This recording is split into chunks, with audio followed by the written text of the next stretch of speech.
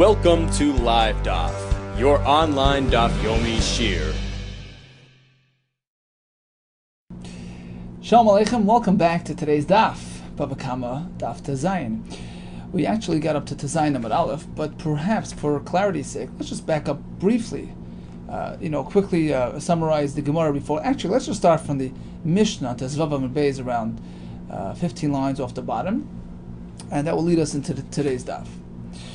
Okay, so Chamisha Tamin v'Chamisha Mu'adin. Says the Mishnah, there are 5 cases of a tam, relatively innocent, animal with relatively innocent behavior, which triggers the halacha of the chatzi nezek payment because it's relatively unanticipated, unexpected.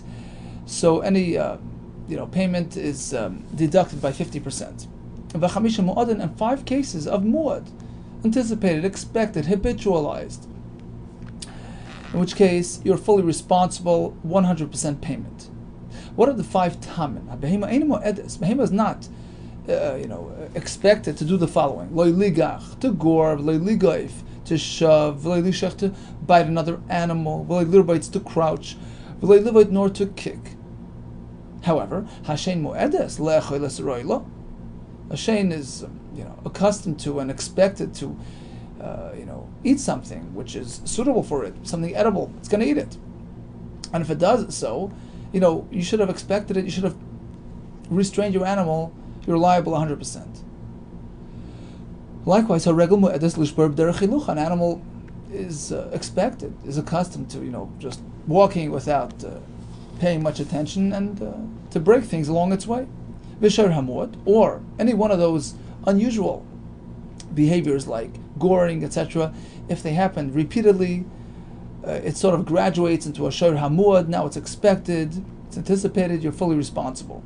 Another example of muad is v'shor hamazak b'shus hanizik, an animal, in whichever way it exhibits a violent behavior, whether by way of keren, which is unusual, or by way of shein v'regel, just regular, typical behavior. If it happened in the chatzar hanizik, in the victim's territory, you're fully responsible. And finally, Adam, a person is always liable for his deeds, for his actions. Adam muad lo'ilam. And the Mishnah lists a group of animals which likewise are considered to be naturally dangerous and violent, in which case you're responsible for any consequences. Haza'ev, a wolf, vari, a lion, va'adoiv, a bear, va'namer, a leopard, va'bardlos, an animal which the Gemara will describe for us, va'nachash, and a snake. Hareu mu'adim, they all have a status of mu'ad.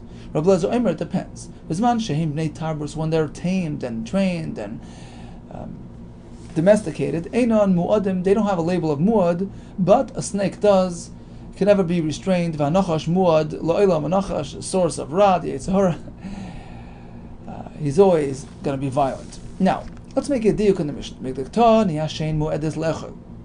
The fact that the Mishnah relates to the shein and considers it a mu'ad, generating 100% responsibility for a shein. Apparently, where are we located now? Where did this episode occur? Apparently in the chatzar hanizak, because that's a precondition for shein v'regel. Ubir b'stei acher, correct? So, must be that's what we're speaking about. Now, let's backtrack to the beginning of the Mishnah. Uktani, what does the Mishnah say regarding unusual behavior? Keren. Behema enimo edis. Uktani, behema enimo edis l'shalim. Kule. There's no muad status with respect to full payment. Aval chatzi nezek m'shalim is you only pay 50%. Because that's the halacha by keren tam. But one second, we're speaking where? In the chatzar hanizek. That must be shitas rabbanon. Mani rabbanon he. The Amri, he will say, Mishuna keren b'chatzar hanizek, when there's unusual keren behavior, even if it takes place in the Nizak's territory, you only pay 50% if it's a tam.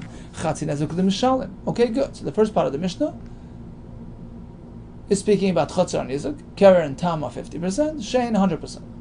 Problem is, ein moseifa. Let's proceed to the next part of the Mishnah, which gives us a listing of muad situations, one of which is shor hamuad, v'shor hamazik b'shus hanizak v'adam.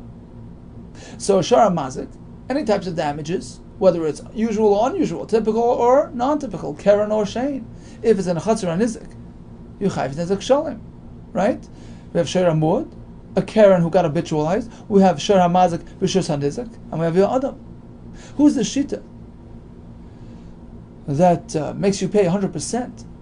Even though it's Karen, but if it took place in Chatzar Nizak, you're fully liable. Asar and Rabbi Tarfon. That's Rabbi Tarfon Shita. The Amar Mishuna Karen Chatzar Nizak Nezak Shalom with the Mishalim. So why did the Mishnah shift gears? Reisha, the first part of the Mishnah, which tells us that a Karen, even Chatzar Nizak, is only 50%. That's the Rabban. V'Seifa, the next part of the Mishnah, which tells you Karen and the Chatzar Nizak is 100% responsible. It's Rabbi Tarfon. Seems a bit strange that the Mishnah would sort of shift gears in the middle from one Shita to the other. Yeah, says the more in. Actually, you're right. Right on. The Amar le Shmuel. Shmuel turned to Rabbi Yehuda. Shinin, a sharp one. Shvaik must listen. Abandon your efforts to try to reconcile the entire Mishnah in accordance with one Shita. V'tab Asra, and just follow me. Reisha is the Rabbanan. V'Seifa Rabbi Tarf. That's one approach. Rabbi Lezer Shmei the Rav Amar. I'll give you another approach. That in fact, Kula Rabbi Tarfon, the entire Mishnah is Rabbi Tarfon who holds that in fact anything that occurs in the Chatzar and Nizak gives you full liability, even Keren. Kula Rabbi Tarfon. So, how do we explain the Reisha, which tells you that Karen in Chatzar Nizak is only 50% liable? The answer is, with respect, we're speaking about an arrangement. A place which is jointly owned by Reuven the Mazak and Shimon the Nizak, but there is some sort of interesting zoning arrangement there. Reisha, the first part of the Mishnah, is discussing B'chatzar Michedes L'Peres L'Echad Mehen. Only Shimon, the Nizak, has storage rights. He's meant to store his peros or his items in this Chatzar. So with respect to attacking his peros, eating his peros, consuming his goods, you have entered his territory, relatively speaking. You've encroached on his territory, his storage facility. So there we say, Shein is chayiv, it's chatzar nizak. But ulezel l'shvarim, both Reuven and Shimon have equal access rights in terms of presence of their animals. They can bring their oxen in there. Therefore, says the Gemara, we split the zoning. It's a split zoning. Chatzar. With respect to any sort of shein episodes, consumptions, eating, you've gone into his territory. It's his storage area, not yours. Therefore, shein is chayiv, like any other chatzar nizak. But when it comes to unusual behavior, like animal to animal attack, keren, kicking, all that business. With respect to that sort of behavior, it's both our territory. Because we both have equal rights to access this chatzar and bring our animals into the chatzar. So that provides a beautiful explanation to the Mishnah. Sure, it's Rabbi Tarfon. And sure, we're speaking about a chatzar nizak, with one exception. The Reisha is speaking, where, with respect to the presence of animals, it's both ours to use. And therefore, for that type of function, that type of behavior, it's called Rishus HaRabim, because we both have equal access. It's no longer Chatzar Nizak with respect to Karen, and therefore, I only pay 50% as per a Karen Tama. So that's this approach to the Mishnah. Rav Kahana. Comes Rav Kahana, and he says, Amri Salishmait. I said over this explanation, in front of this Amoira. V'amarli, and he responded with the opposition. How could you say this? Pshat, mimotzes mukmas l'kuluk Rabbi Tarfon. How can you learn that the Mishnah is reflective of Rabbi Tarfon's shita that holds, once again, that even unusual behavior, keren and of sorts, which take place in the Chatzar Nizak pays 100%. How could you say that?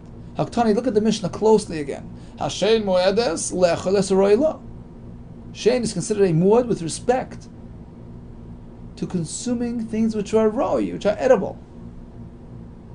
Roi lo'in. Only if it's roi, then you pay, full payment. Shein roi lo'loi. But if you ate something which is, not really edible, like, his garment, then it switches tracks. It's no longer considered keren. It's not ordinary consumption. It's an act of aggression. It's keren. You only pay 50%. Hold it 1 second. We're speaking about chatzar nizak, because it's your friend's storage area, not yours. You've encroached on his territory if you go and eat up his, possessions. V'y Rabbi Tarfon. Well, according to Rabbi Tarfon, any sort of unusual behavior, keren behavior, in a chatzar nizak pays 100%. Nezak shalom. Ha'amar mishun keren chatzar nizak. Nezak shalom mishalim. The Mishnah indicates that it's only 50% payment. So this pshat doesn't work. You cannot say that the Mishnah is going like Rabbi Tarf. You're right. Let's switch tracks. The Mishnah is consistent with the Rabbanon that any Keren, whether it happens in the street or in your friend's territory, you pay only 50% if it's a Keren Tam. Question was, the Mishnah, in listing the examples of Muad, gives you one example of a Sher HaMazik, B'Rishus HaNizik, which indicates that any sort of episode, even Keren, in a Rishus HaNizik gets you 100% payment. That doesn't work with the Rabbanon. Here comes an answer. Let's relearn and revise the Mishnah. The Mishnah is meant to be learned as though it's missing some words. V'chitani, you read it like this. We start. Chamisha tamim heim. There are 5 examples of tam. Shoving, goring, kicking. V'imhuadu. And if those same behaviors became regular, they were done repetitively, he was put on notice.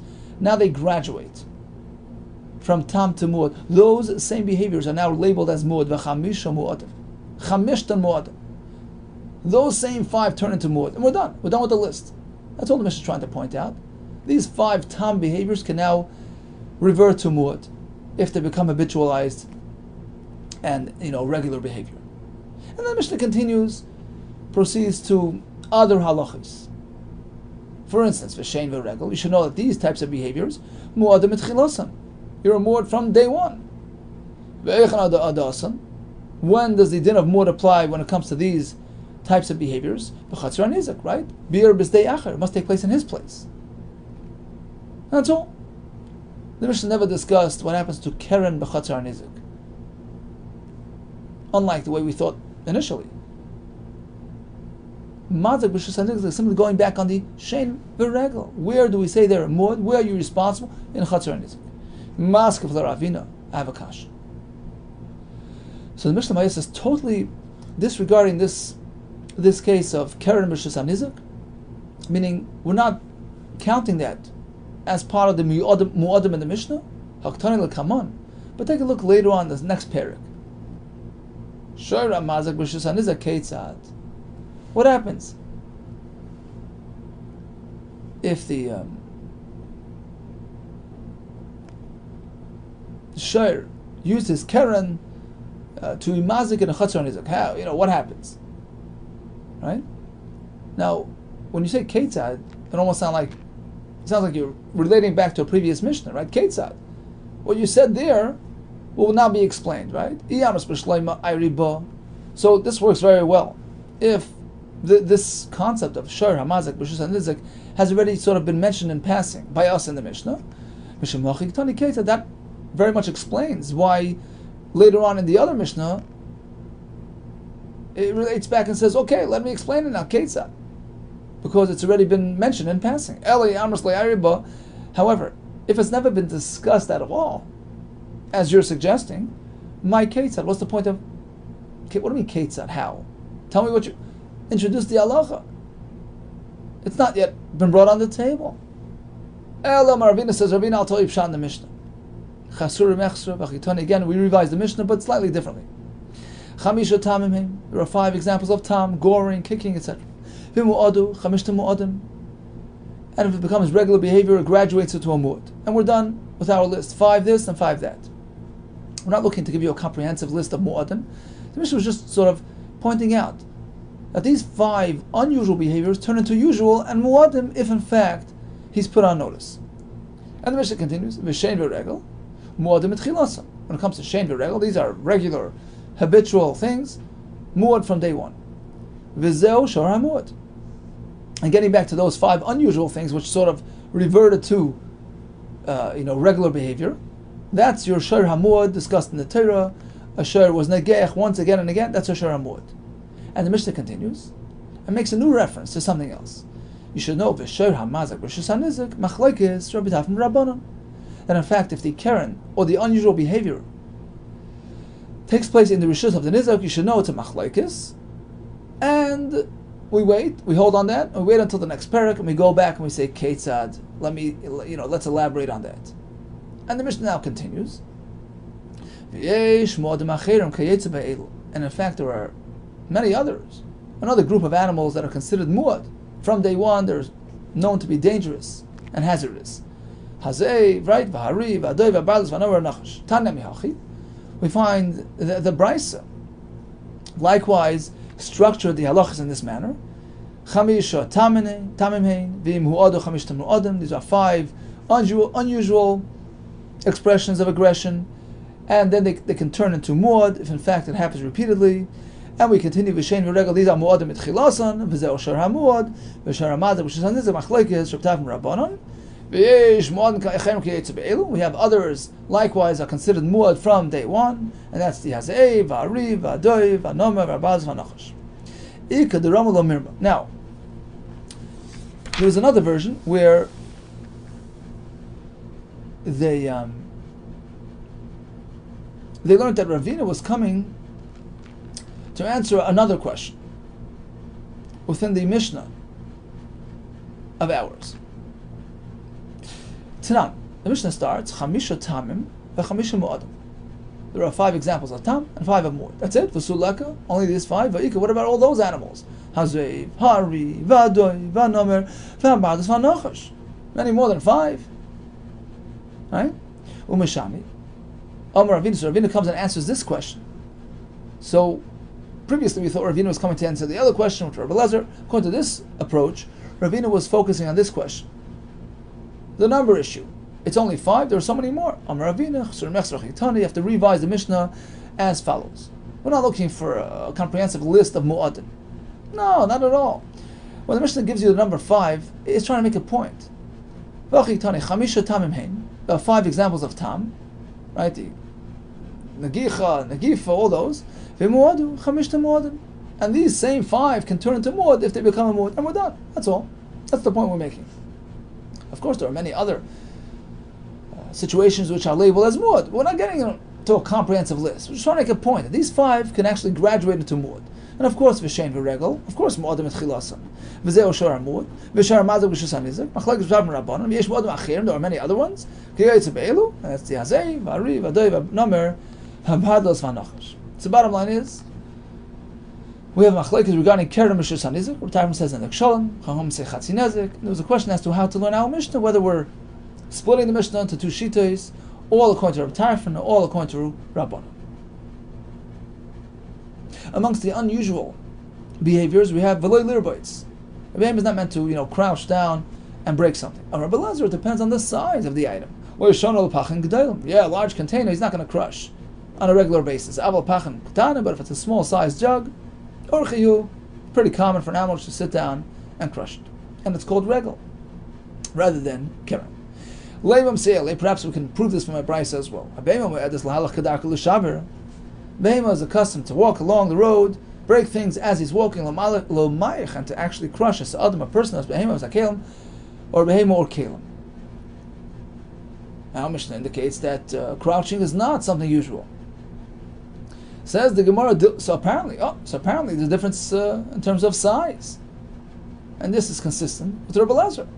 Our Mishnah, which says it's unusual, we're speaking about a large size container.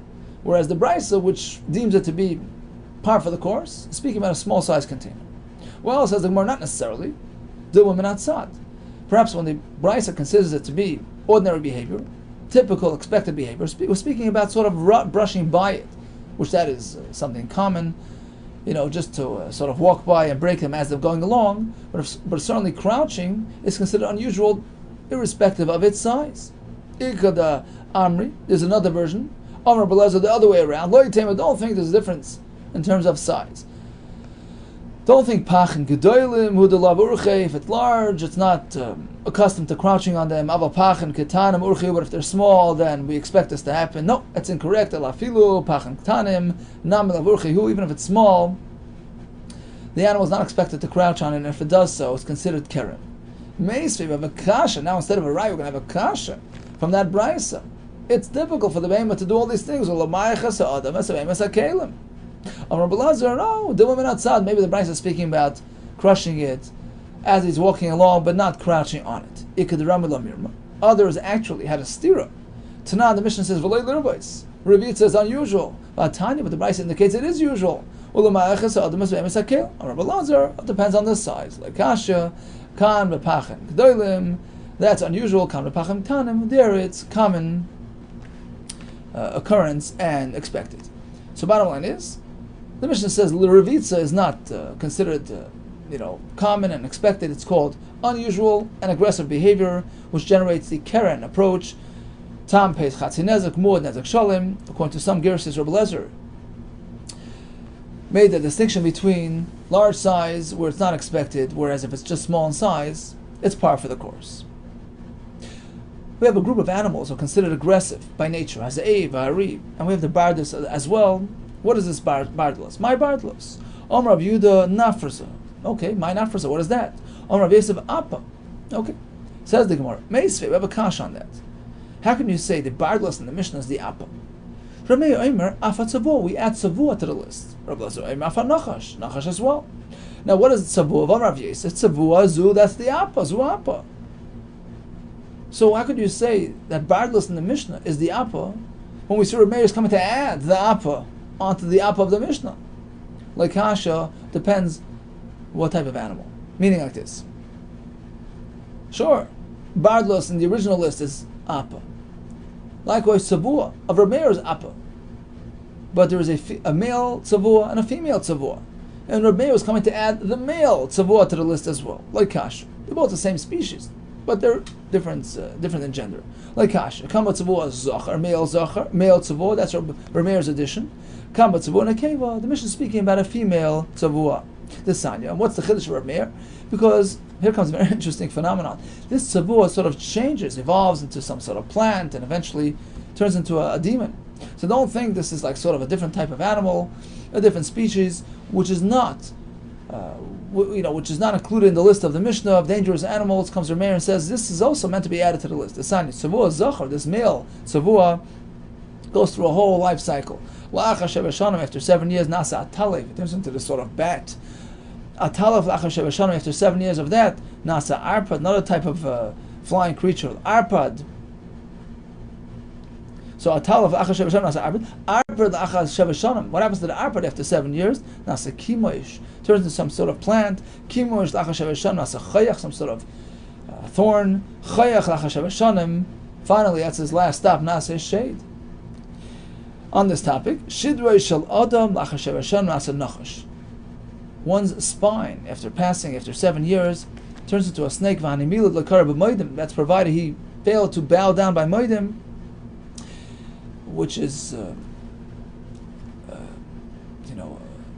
very expressive acknowledgement of Hashem's kindness, Hashem's, providing us with all we need. So bowing is an indication of haidah, an acknowledgement. If he fails to do so, is reminiscent of the Nachash, the early Nachash Kadmoni, time of Adam and Chava, who likewise failed to acknowledge he was haughty and boastful, in an upright position. So it's midah keneged midah. Amamar. Let's go back to Rabbi Meir. Rabbi Meir Imaf Tzavua. He also belongs on this violent list. Rabbi Imaf HaNachash, the snake as well. Question is, it sounds like Rabbi Meir, or Rabbi Lezer, agrees that just like the Nachash is liable to damage, he's a violent creature, likewise all the other ones on the list have the same classification. The thing is, and now Mishnah, Rabbi Lezer says, well, it depends. Rabbi Lezer Omer, not always. All these animals, if they're domesticated, trained, and tamed, they don't have a muad status. A snake, yeah, but not the other ones. So why over here does he pair them up? And considers all the animals like the Nachash. Tani Nachash, let's revise the Gersa. Rabbi Lezer says Nachash, only the Nachash is automatically a muad, but other animals, well, it depends whether they're trained or not. Amar Shmuel. A lion has a very unique way of attacking his prey. He just devours him alive. He doesn't wait for him to die. So Ari attacks an animal on the street. Daras va'achal, he eats him, boom, as he's attacking him, without waiting. That's his natural mode of consumption. That's Shane. And therefore he's pater, because Shane is only chayiv in the Rishus HaNizr. However, if he exhibits unusual violent behavior, taraf va'achal, he first strikes at his animal, attacks him, kills him, and then later eats him. That's not the usual manner of the lion's meal.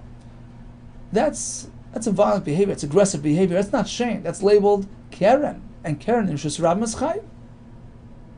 And he explains, Doras v'achal is potter, Drisa is potter, Kiva du'urchi the midra, since that's his regular way of eating.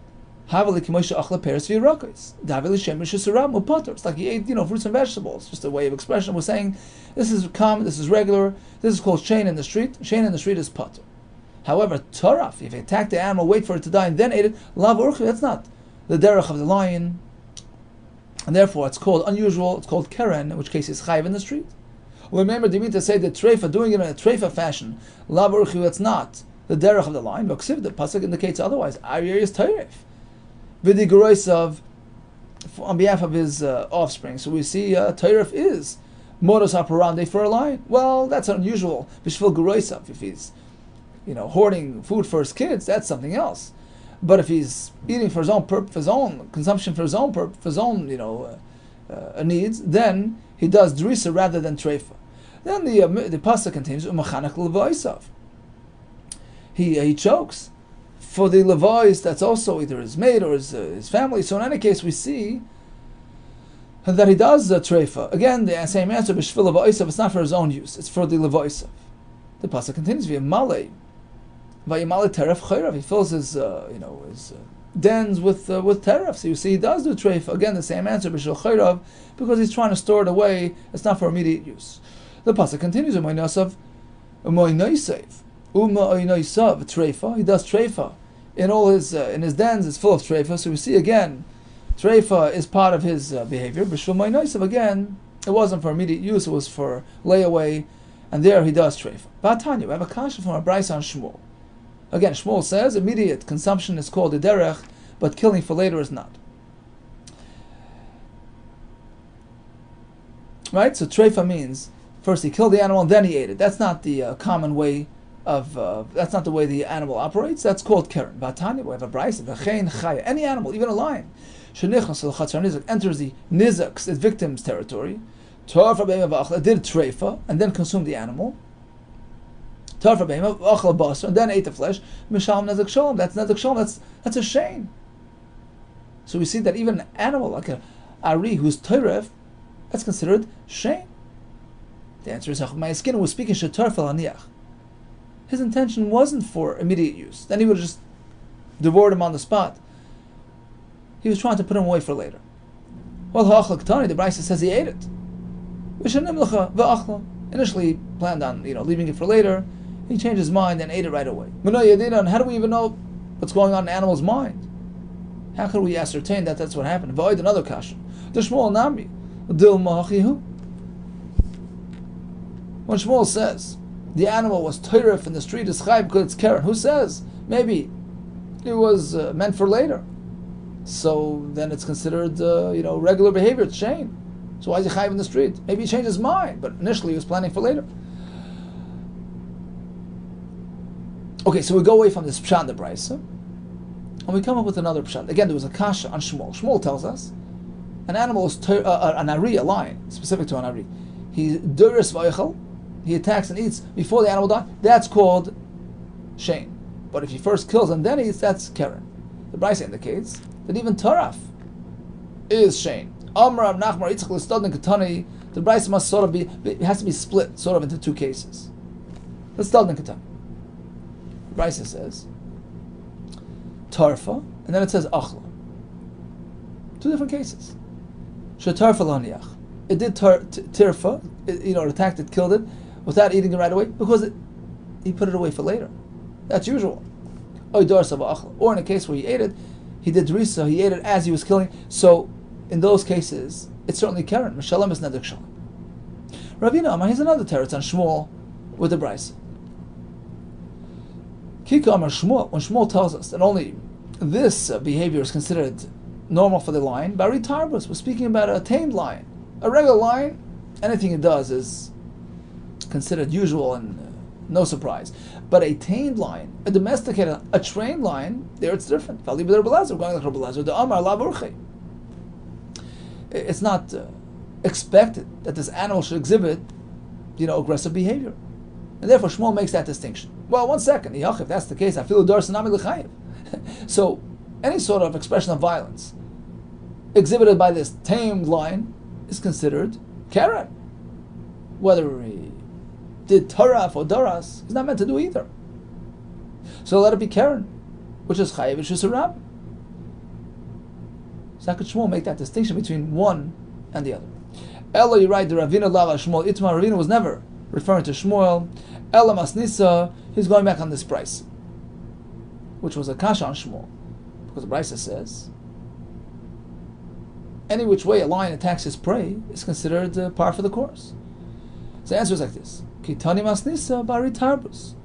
Valiv Darbelezer, the Amalav Urche. Typically, a lion only does drisa, not treifa. But when the Brisa indicates that he's chayiv for anything, a tamed lion was not meant to attack. So anything he does is considered unusual. And therefore it's Karen, which is chayiv, which is Ram. Then go just pay 50% if it's Karen. If it's Karen Tama. The Yaid, it's not Tama. He did it repeatedly. And therefore, it's Karen, but it's Muad, which pays Nezek Shalom. If that's the case, the Brisa there is actually referring to Shane. The Brisa begins by describing Shane, and these are examples. You're telling me it's unusual behavior, it's Karen. Gabi told it to Karen, it should have listed this example under the banner of Karen. It's a variation, a derivative of Karen, not of Shane. Kashi, in fact, it's a good point. The lashon of this Brisa is difficult to understand according to Ravina's Pshat. Okay, so bottom line is, we have the animals which are considered violent by nature. We have Rav Lezer's shita that a tamed animal is considered a tam unless proven otherwise. We have Shmuel's distinction between Taraf and Daras by the Ari. Says the Mishnah, Mam Tam Lemud. What difference is there between the liability of a tam, an animal which was not yet expected to attack, Lemud, versus an animal who's a muad? Answers like this. Two things. By the tam, you get a 50% discount. Number one. Number two, migufay. It's capped. It cannot exceed the value of the perpetrator of the animal. So even if you're liable to $100, the animal's worth $75, that's all you pay. As opposed to umuad, mishal nezek shalom. First of all, you pay 100% min aliyah, from your own money. What does aliyah mean? The best of your assets. My aliyah. Amar v'lazar b'mulah shabanachasaf. You choose to pay with karka, right? You pay meitav, the best. We find this lashon used in the same context elsewhere. Vayish kav Chizkiyo ma'avosav. Chizkiyo passed away. Vayikberu, and they buried him. B'maleh kiver b'nei David. What does that mean? Amar v'lazar b'maleh means it's a mu'ulim mishav mishpacha.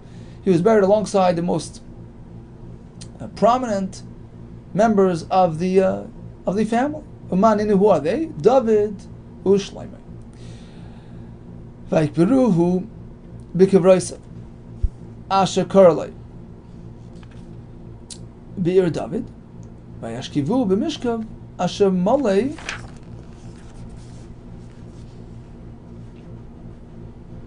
asher milei b'samim u'zinim. So actually, this is a pasuk referring to a different king. This was by Asa Melech Yehuda. So they buried him amongst the Ir David with a caver filled with besamim, incense, vizanim. What is that? My besamim vizanim. Amar Lazo Omer Zini Zini. Different types of perfumes. Rabbi Shmuel Chani Amar besamim. It was such a strong, powerful incense. Shekol Mariach Behen Bodezima. Smelling it generates a temptation for immoral behavior. Kikaru Shucha Lagdeni Upachim Tamal Ragli. This is Yirmiyahu Hanavi speaking. He's saying, look, they tried to trip me up. Kikaru Shucha. They dug a pit, Lachdeni, Upachim Tamal Ragli. What does that mean? Rabbi Lezer Amar, Shechashdu Mizayna. His antagonist, his opponents, accused him of being involved with an immoral woman. Rabbi Shmuel Achmeni Amar, Shechashdu Meishetish. Worse than that, they accused him of involvement with a married woman. Now, Bishlam Amar Shechashdu Mizayna. According to the Shita, that was Zayna that they accused him of. Hainosiv That's why the pasuk says that they presented a shucha lagdeni. They use a shucha, a pit, because that's a term which is referenced to a zaina. Kishucha amuka is a zaina. So the lashon is appropriate. But if it's eshes ish that they accused them of, my shucha, what's the point of saying shucha? How does that relate to eshes ish? Well, says the Gemara, of course it does. Ato eshes ish min nafka machlal zaina. Well, if shucha indicates a zaina, certainly eshes ish, which is a worse off, variation of zaina. Now, bishlam l'madam shechashdum eshes ish. If you say that they accused them of involvement with eshes ish, which generates the death penalty, that's why the pasuk says, "Va'ata Hashem yadat." Yirmiyahu turns to Hashem. Hashem, you know the emes, you know the truth. Look, they're trying to kill me. But if it's just Zaina they accused them of, that doesn't generate the death penalty. My lamus. What do you mean to say when they refer to them as attacking him and trying to kill him?